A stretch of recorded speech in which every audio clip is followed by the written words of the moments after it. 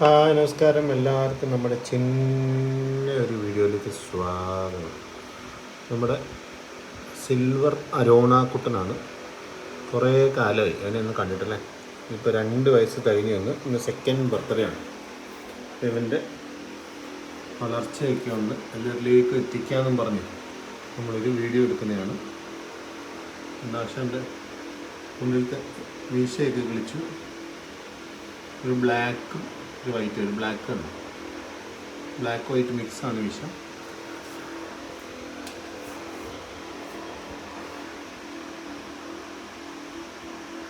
ഒരു 1.5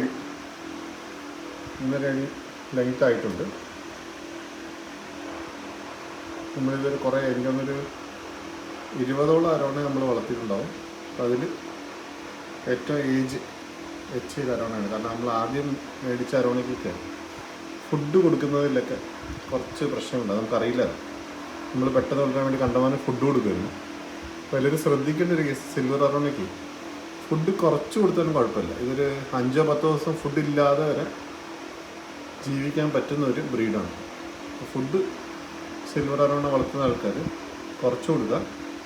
മാക്സിമം അത്രയും എന്താ പറയുക, ഡെയിലി ഫുഡ് കൊടുക്കണമെന്ന് നിർബന്ധമുണ്ടെങ്കിൽ ഒരു ചെറിയൊരു ഫിഷ്, ഗോൾഡ് ഫിഷ് അല്ലെങ്കിൽ ഒരു കോയി ഫിഷ് ചെറുത് ഒരെണ്ണം ഒരു ദിവസം കൊടുക്കുക. അതിൽ കൂടുതൽ കൊടുക്കാതിരിക്കുക. ഇത് എത്ര നമ്മൾ ഫുഡ് കൊടുത്താലും കഴിക്കും, പക്ഷെ ആ കഴിച്ച ഫുഡ് വൊമിറ്റ് ചെയ്യും. അങ്ങനെ വൊമിറ്റ് ചെയ്ത് കഴിഞ്ഞാൽ ആ സെയിം വെള്ളത്തിലല്ല കിടക്കുന്നത്. അപ്പോൾ വെള്ളത്തിൽ സൾഫറിൻ്റെ അളവ് കൂടുകയും ആ ഒരു ഇഷ്യൂ കൊണ്ട് ഡെത്ത് സംഭവിക്കാൻ കാരണമാവും. ഇതായിരുന്നു നമ്മൾ നേരത്തെ ഉള്ള അരോണയ്ക്കെല്ലാം സംഭവിച്ചുകൊണ്ടിരുന്നത്. നമ്മളിപ്പം ഇതിനെക്കുറിച്ച് കുറേ സ്റ്റഡി ചെയ്ത് ഫുഡ് കുറച്ച് കഴിയുമ്പോൾ പ്രശ്നമില്ല. ഗ്രോത്തും അത്യാവശ്യം നല്ല രീതിയിൽ തന്നെ ഉണ്ട്, നല്ല ഹെൽത്തിയാണ്.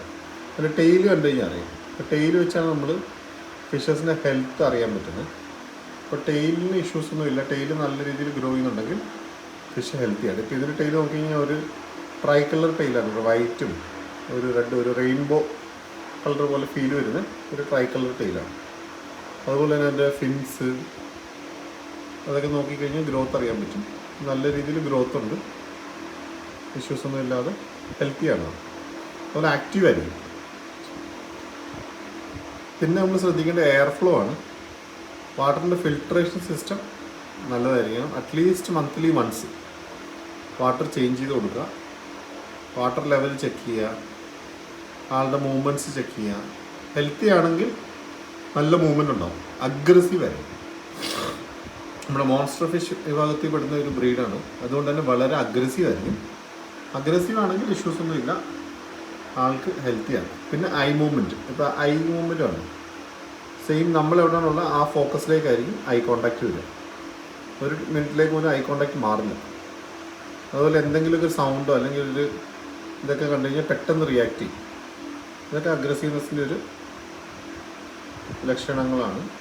അത് നോക്കി വളരെ ഈസി ആയിട്ട് ഗ്രോ ചെയ്യാൻ പറ്റുന്നൊരു ബ്രീഡാണ്. എനിക്കൊന്ന് ഈ പറഞ്ഞ ഇഷ്യൂസ് എല്ലാവർക്കും ഉണ്ട്. ആരോണം മേടിക്കണു, മരിച്ചു പോകുന്നു. അപ്പോൾ നമ്മൾ കെയർ ചെയ്യുന്ന രീതികളുടെ പ്രശ്നം. അപ്പോൾ നല്ല രീതിയിൽ കെയർ ചെയ്യുക, നല്ല രീതിയിൽ ഗ്രോ ചെയ്യുക, ഫീഡൊക്കെ കറക്റ്റായിട്ട് കൊടുക്കുക. ഫീഡ് ചെയ്യാൻ പറഞ്ഞല്ലോ, കറക്റ്റായിട്ട് കൊടുക്കുക എന്ന് പറഞ്ഞാൽ ഡെയിലി 3-4 ഫിഷ് കൊടുക്കുക എന്നുള്ളതല്ല. ഒരു ഫിഷ് ലിമിറ്റഡ് രീതിയിൽ ഫീഡ് കൊടുക്കുക. ആ ഫീഡിൻ്റെ ആവശ്യമുള്ളൂ. അതായത് മാക്സിമം എക്സ്ക്രീറ്റ് ചെയ്യുന്നത് കുറയ്ക്കുക. ഞാൻ നേരത്തെയൊക്കെ വളർത്തുന്നത് നല്ല രീതിയിൽ എക്സ്ക്രീഷൻ ഉണ്ടാകുന്നു. എക്സ്ക്രീഷൻ കൂടിയാലും സൾഫറിൻ്റെ അളവ് കൂടാൻ സാധ്യതയുണ്ട്. അപ്പം മിനിമം വേണ്ട ഫിഷ് മാത്രം കൊടുക്കുക. 2-3 ദിവസം കുടിക്കുമ്പോൾ ഒരു ഫിഷ് കൊടുത്താലും മതി, ഒരു പ്രശ്നമില്ല. നിങ്ങൾ പുറത്തേക്ക് പോകണമെങ്കിൽ ഫിഷ് ഇങ്ങനെ ഇട്ട് കൊടുക്കേണ്ട ആവശ്യമില്ല. ഒരാഴ്ച വരെ ഫീഡില്ലാതെ ജീവിക്കാൻ പറ്റുന്ന ഒരു ബ്രീഡാണ്, ഒരു പ്രശ്നമില്ല. അതിൻ്റെ ഒരു ഡൈജഷൻ സിസ്റ്റം അങ്ങനെയാണ്. നമുക്ക് ഡെയിലി നമ്മൾ കഴിക്കുന്ന പോലെ ബ്രീഡിൻ്റെ ആവശ്യമില്ല. ഇത് നമുക്ക് പോലും ആ ഒരു ഹങ്കറിൻ്റെ സിംറ്റംസ് വരുന്നുണ്ടെങ്കിലും നമ്മളിപ്പോൾ ഒരു ദിവസമൊക്കെ ഫുഡ് സ്കിപ്പ് ചെയ്താലും ഒരു issue as A human being വരില്ല. അതുപോലെ ഒരാഴ്ച വരെ ബ്രീഡ് എടുക്കാതെ പിടിച്ചിരിക്കാനുള്ള കപ്പാസിറ്റി ഉണ്ടാകും. അരോണയ്ക്ക് അത് തന്നെ സെയിമാണ്. അലിഗേറ്റർ ഗാർന്ന് നമ്മൾ വളർത്തുന്നുണ്ട്. അതിപ്പോൾ ഇതിൻ്റെ കൂടെ തന്നെ ഓൾമോസ്റ്റ് 2 years ആയി. അതിനും സെയിമാണ്. 1 വീക്കോ 2 വീക്സോ ഫീഡ് കൊടുത്തില്ലെങ്കിലും പ്രശ്നമില്ല. ബ്രീഡല്ല, ഫീഡ്. അപ്പം അങ്ങനെയാണ് ഇതിൻ്റെ ഫുഡ് മെക്കാനിസം. ഒരു ചെറിയ പനിയുടെ ലക്ഷണങ്ങളാണ്. ഇടയ്ക്കിടയ്ക്ക് ഒരു DTS ശബ്ദം കേൾക്കുന്നത്. അപ്പോൾ അങ്ങനെയൊക്കെയാണ് അരോണയുടെ വിശേഷങ്ങൾ. അപ്പോൾ സിൽവർ അരോണ വളർത്താൻ നോക്കുന്നവർ സിൽവർ അരോണ മേടിക്കുക. എനിക്കൊന്നൊരു ആവറേജ് റേറ്റ് വരുന്ന 1000 തൊട്ട് 2000 വരെ ഒരു 15 days to 45 days ആയ അരോണയെ കിട്ടും. മേടിക്കുന്ന ടൈമിൽ ശ്രദ്ധിക്കേണ്ട, നേരത്തെ ഞാൻ പറഞ്ഞ പോലെ ഫിഷിൻ്റെ ടെയിൽ ചെക്ക് ചെയ്യാം, അതുപോലെ ഈ ഗ്ലോ ഉണ്ടോ എന്ന് ചെക്ക് ചെയ്യാം. ചില സിൽവർ അരോണ എന്ന് പറഞ്ഞാൽ നമ്മൾ മേടിക്കുന്ന സിൽവർ അരോണ ആയിരിക്കില്ല, ഈ ഒരു നല്ല ഗ്ലോ ഉണ്ടോ എന്ന് നോക്കുക.